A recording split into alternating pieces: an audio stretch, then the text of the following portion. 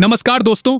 बिहार एक बार फिर इतिहास के ऐसे मोड़ पर खड़ा है जहां लिया गया फैसला आने वाली पीढ़ियों की दिशा तय कर सकता है। बात सिर्फ शराब की नहीं है, बात उस सोच की है जिसने कभी इसे सामाजिक क्रांति कहा था और आज उसी फैसले पर दोबारा विचार करने की चर्चा तेज हो गई है। बिहार में शराबबंदी सिर्फ एक कानून नहीं थी, यह एक भावनात्मक आंदोलन बन गई थी। जब नीतीश कुमार ने इसे लागू किया था तब मकसद साफ बताया गया था, महिलाओं की सुरक्षा, परिवारों की खुशहाली और समाज को नशे से मुक्त करना। उस समय गांव-गांव में महिलाओं ने खुलकर समर्थन दिया था। कई घरों में उम्मीद जगी थी कि अब मजदूरी और नौकरी से कमाया गया पैसा बच्चों की पढ़ाई पर खर्च होगा, रसोई में अनाज भरेगा और परिवारों में शांति लौटेगी। शुरुआती दौर में बदलाव दिखा भी, कई जगह घरेलू झगड़े कम होने की बातें सामने आईं। महिलाओं ने खुलकर कहा कि फैसले से राहत मिली है। लेकिन जैसे जैसे साल बीतते गए, जमीनी सच्चाई का दूसरा पहलू सामने आने लगा। शराब की मांग खत्म नहीं हुई, बल्कि उसने नया रास्ता ढूंढ लिया। अवैध तस्करी का जाल मजबूत होता गया। सीमावर्ती इलाकों में गुप्त सप्लाई चेन बनने लगी और जहरीली शराब की घटनाओं ने कई मासूम जिंदगियों को निगल लिया। कई परिवार ऐसे हैं जिनके घर का कमाने वाला सदस्य एक गलत घूंट की वजह से हमेशा के लिए चला गया। उनके बच्चों की आंखों में आज भी सवाल है कि गलती किसकी थी, कानून की या लालच की। यह दर्द सिर्फ आंकड़ों में नहीं मापा जा सकता, यह समाज के भीतर जमा हुआ एक घाव है। सरकार के सामने चुनौती दोहरी हो गई। एक तरफ सामाजिक उद्देश्य था, दूसरी तरफ कानून व्यवस्था और आर्थिक नुकसान की सच्चाई।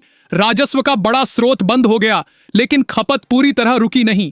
नतीजा यह हुआ कि सरकारी खजाने को नुकसान हुआ और काले बाजार को फायदा मिला। इसी अनुभव ने अब सत्ता को आत्ममंथन के लिए मजबूर किया है। चर्चा है कि होली के बाद नई नीति लागू की जा सकती है। इस बार रणनीति अलग बताई जा रही है। पूर्ण प्रतिबंध की जगह सख्त नियंत्रण, सरकारी निगरानी में सीमित बिक्री तय, समय सीमा तय, उम्र सीमा, डिजिटल ट्रैकिंग, कड़ी लाइसेंस व्यवस्था और नियम तोड़ने वालों पर सख्त सजा का दावा किया जा रहा है। सरकार का कहना है कि अचानक फैसला नहीं, बल्कि चरणबद्ध तैयारी की जा रही है ताकि कानून व्यवस्था पर कोई असर न पड़े। आर्थिक पहलू को भी खुलकर सामने रखा जा रहा है। अनुमान है कि नियंत्रित व्यवस्था से हर साल हजारों करोड़ का राजस्व आ सकता है।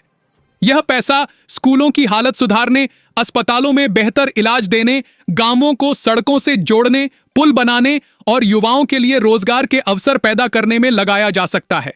साथ ही यह भरोसा दिलाया जा रहा है कि आय का बड़ा हिस्सा महिलाओं और बच्चों के कल्याण की योजनाओं पर खर्च होगा। लेकिन समाज की चिंता भी कम नहीं है। कई महिलाएं आज भी आशंकित हैं। उन्हें डर है कि कहीं घरों में फिर वही कलह न लौट आए। सामाजिक संगठनों का कहना है कि सिर्फ नियम बना देने से मानसिकता नहीं बदलती। विपक्ष इसे नीति की असफलता बता रहा है और कह रहा है कि सरकार अपने ही फैसले से पीछे हट रही है। वहीं समर्थक तर्क दे रहे हैं कि बदलते हालात में व्यावहारिक समाधान चुनना ही समझदारी है। सच यही है कि शराबबंदी एक साहसिक प्रयोग था। नियत पर सवाल कम उठे, लेकिन परिणामों ने बहस को जन्म दिया। अब बिहार एक नए अध्याय की ओर बढ़ रहा है, जहां भावनाओं और अनुभव दोनों का संतुलन जरूरी है। आने वाले दिनों में जो फैसला होगा वह सिर्फ एक प्रशासनिक आदेश नहीं होगा, बल्कि यह तय करेगा कि समाज और सरकार मिलकर किस दिशा में आगे बढ़ना चाहते हैं।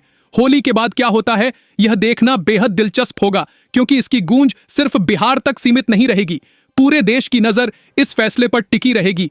यह बदलाव राहत साबित होगा या नई चुनौतियां लेकर आएगा, इसका जवाब आने वाला समय देगा। दोस्तों, अगर आपको यह वीडियो पसंद आया हो, अगर आपको लगता है कि ऐसी निष्पक्ष और साफ बात हर मुद्दे पर होनी चाहिए, तो वीडियो को लाइक जरूर करें।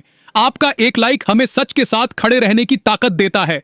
अपनी राय कमेंट में खुलकर लिखें, क्योंकि आपकी आवाज इस मंच की असली ताकत है। और अगर आप चाहते हैं कि बिहार और देश से जुड़ी हर बड़ी खबर आपको सबसे पहले और सबसे स्पष्ट अंदाज में मिले, तो चैनल को अभी सब्सक्राइब करें और बेल आइकन जरूर दबाएं, ताकि कोई भी महत्वपूर्ण अपडेट आपसे छूट न जाए। आपका समर्थन ही हमारी प्रेरणा है। धन्यवाद।